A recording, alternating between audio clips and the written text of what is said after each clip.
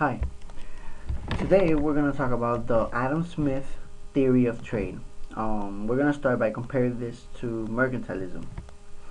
Now, before Adam Smith actually wrote his book, The Wealth of Nations, in the 16th to 18th century, the most common type of trade was mercantilism. Now, the central belief of this trade was that a nation's wealth was not based on what you export or what you import or the amount of commodities you have or the money you have, but it was on how much precious gold, silver, bronze, or these precious metals did you have in your country. Now, for this theory, you can call it, exports are desirable because they add to a nation's wealth. Now, imports were the ones which were not desirable because they reduce the nation's wealth and can lead to a dependency on the trading partner, much as the U.S. right now is very dependent on the Chinese for many of their exports to us. They thought that trade is a zero-sum game.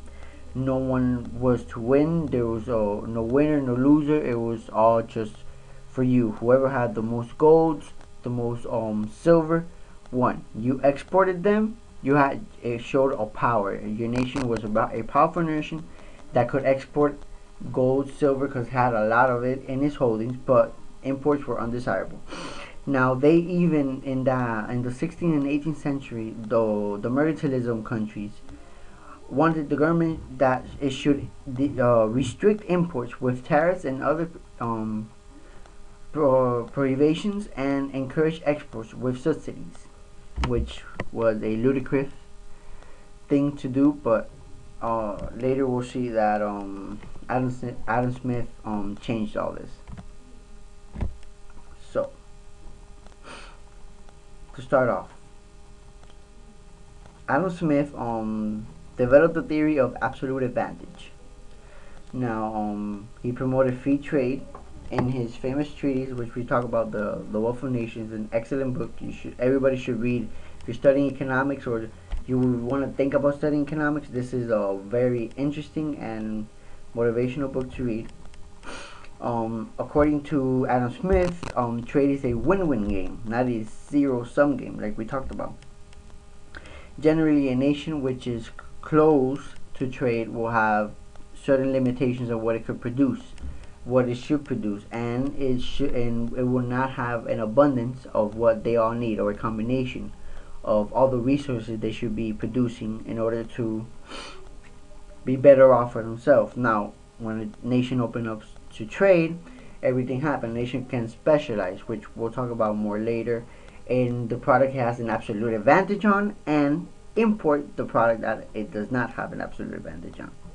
Now, to get started, Smith's theory of trade was based on absolute advantage. Now, a country should export those goods that is better at producing, and it should import those goods that others are better at producing. What does better at producing mean? Okay, so one instance is the number of units of output a worker can produce in a given hour, or the number of hours it takes a worker to produce 1 unit of output. We'll further elaborate on this in the next slide. There's a simple example that everybody should try it out. It shows perfectly what absolute advantage is and what Adam Smith was trying to convey. Now, okay, here we go.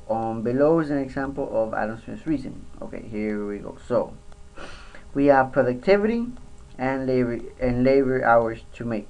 So we have two of the measures of what better off means. Now we have in the United States and in the rest of the world. Alright, let's see. The first one, productivity. Units of cloth per labor hour.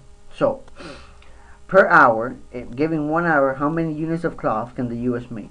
Well, we have 1/4 here, and we have a whole unit of cloth. So clearly, the rest of the world has an absolute advantage in the productivity of cloth per hour. Now, in the units of wheat per hour, the United States in 1 hour makes half a wheat, and the rest of the world makes only 40.4. I'm sorry. of wheat. So the United States has a clear absolute advantage in wheat. Now let's switch it around. Labor hours to make. Okay, so one cloth will take the United States workers 4 hours to make, while it will only take 1 hour to make in the rest of the world. Clearly, the rest of the world has an absolute advantage on this, while on the wheat sector, it only takes 2 hours for the United States to produce 1 unit of wheat, while the rest of the world takes 2.5 hours to make.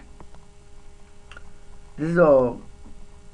So, who has the absolute advantage in producing cloth? We've seen the rest of the world in both cases, and who has the absolute advantage in producing wheat? The United States in both measures.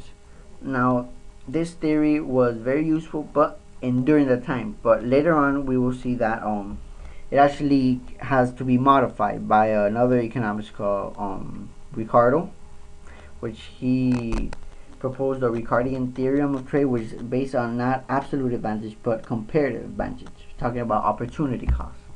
I will do a next video on this. I hope you guys have learned a little bit about the Adam Smith trade theory, and hope you can now further your knowledge on it.